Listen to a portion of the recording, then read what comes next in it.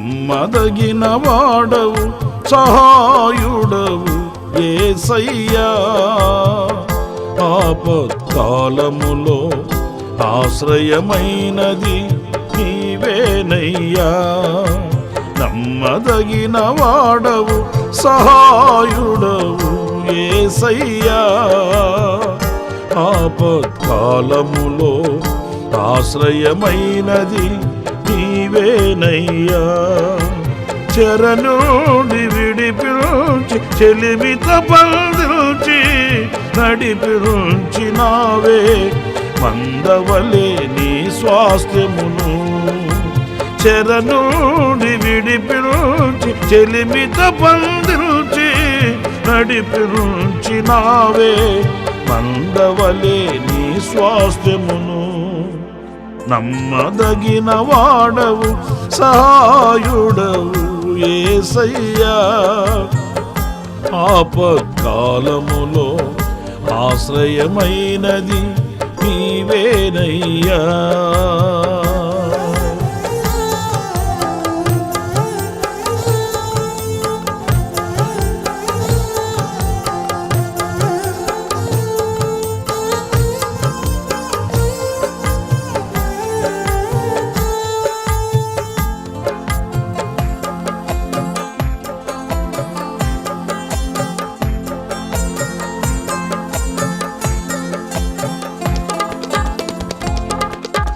నీ జనులకు నీవు న్యాయాధిపతివైతివే. శత్రువుల కోటలన్నీ కూలిపోయెను, సంకెళ్ళ సంబరాలు మోగబోయెను. నీ జనులకు నీవు న్యాయాధిపతివైతివే. శత్రువుల కోటలన్నీ కూలిపోయెను, సంకళ్ళ సంబరాలు మోగబోయెను. నిరీక్షణకర్తవైన నిన్నే నమ్మిన ప్రజలు నిత్యానందముతో సియోనుకు తిరిగి వచ్చెను. నిరీక్షణకర్తవైన నిన్నే నమ్మిన ప్రజలు నిత్యానందముతో సియోనుకు తిరిగి వచ్చెను. నమ్మదగిన వాడవు సహాయుడవు యేసయ్యా. ఆపత్కాలములో ఆశ్రయమైనది నీవేనయ్యా. నమ్మదగిన వాడవు సహాయుడవు యేసయ్యా. ఆపత్కాలములో ఆశ్రయమైనది నీవేనయ్యా.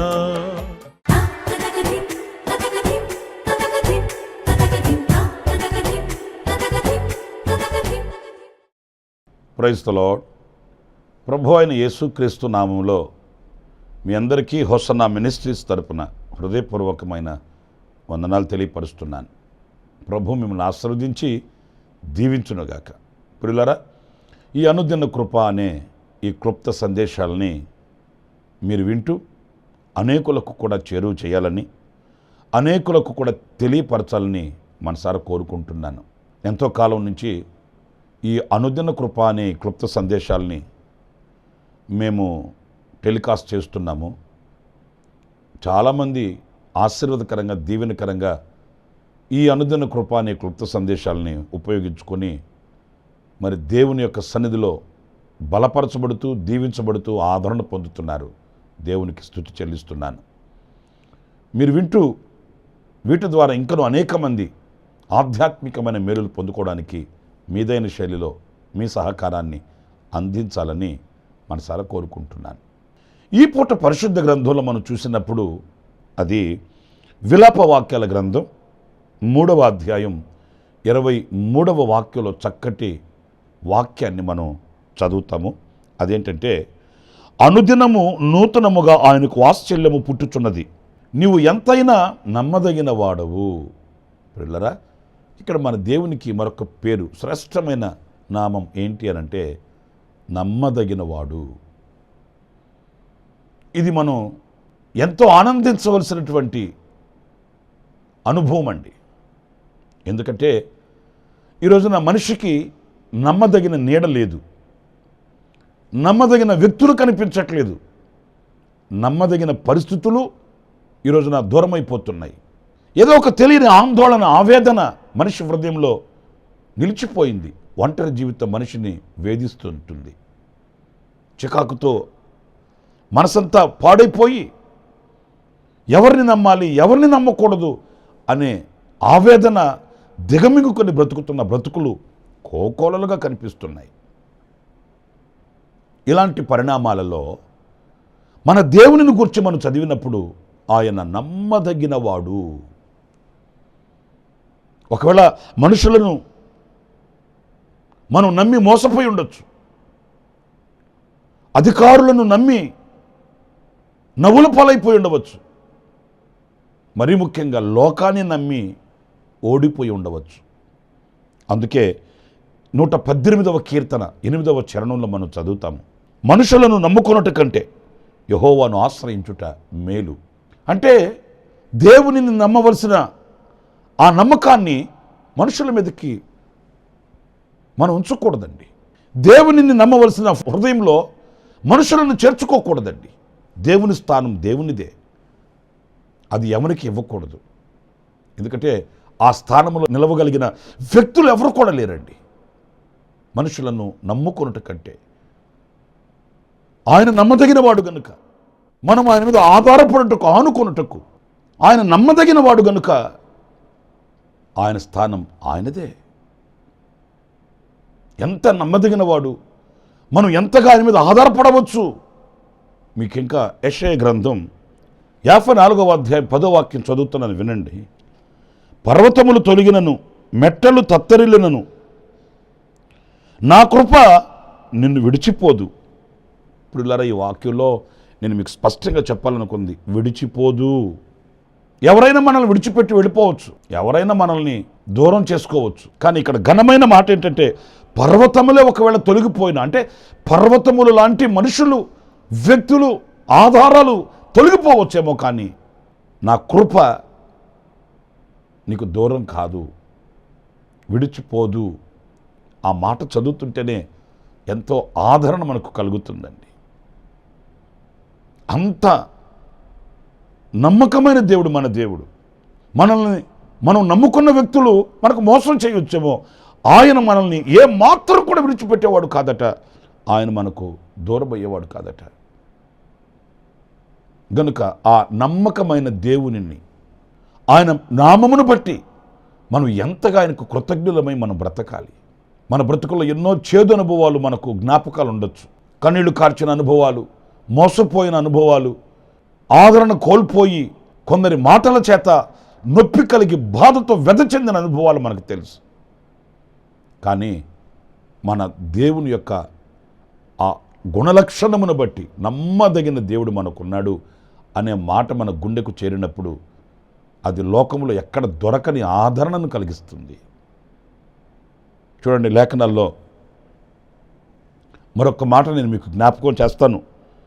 మొదటి పత్రిక కొరింథీ సంఘానికి పరిశుద్ధుడైన పౌలు రాసిన పత్రిక 1వ అధ్యాయం 9వ వాక్యంలో మనం గమనించినప్పుడు, మన ప్రభువైన యేసుక్రీస్తు అను తన కుమారుని సహవాసమునకు మిమ్మును పిలిచిన దేవుడు నమ్మదగినవాడు.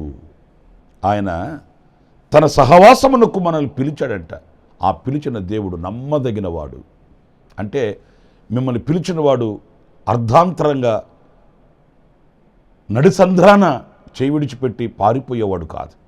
లోకంలో మనుషుల యొక్క ప్రేమ అనురాగాలు ఈరోజు మన కళతో మనం చూస్తున్నామండి, ఎంతవరకు నమ్మదగినవి.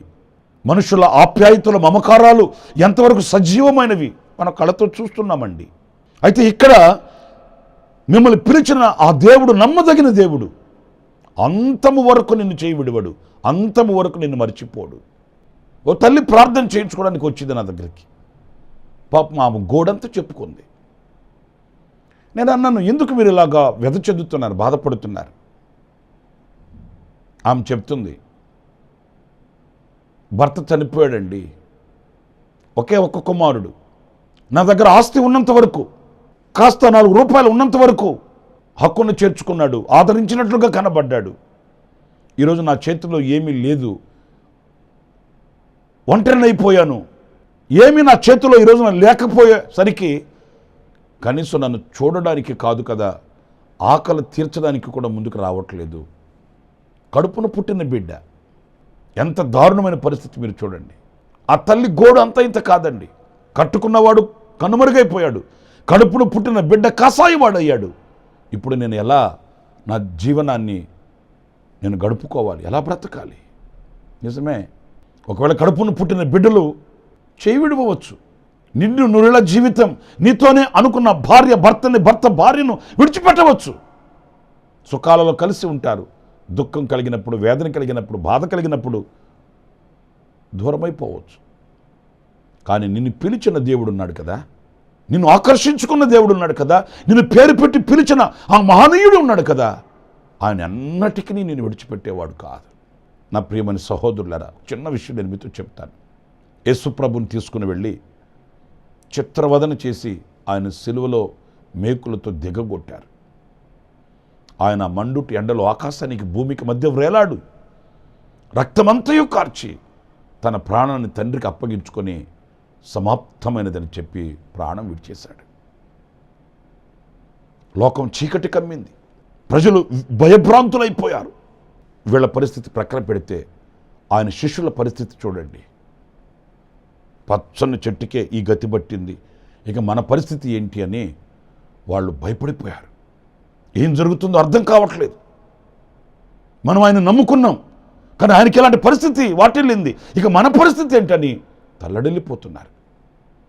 అంతలో పేతురు లేచి, నేను మరలా చేపలు పట్టుకోవడానికి వెళ్ళిపోతున్నానండి అన్నాడు. ఆయనతో కలిసి కొంతమంది వెళ్ళిపోయారు. ఆయనను సిలువకు అప్పగించి అన్యాయమైన తీర్పులు తీర్చేటప్పుడు ఎవ్వరు దగ్గర నిలబడలేదు, యోహాను తప్ప. చల్లా చెదురైపోయారు.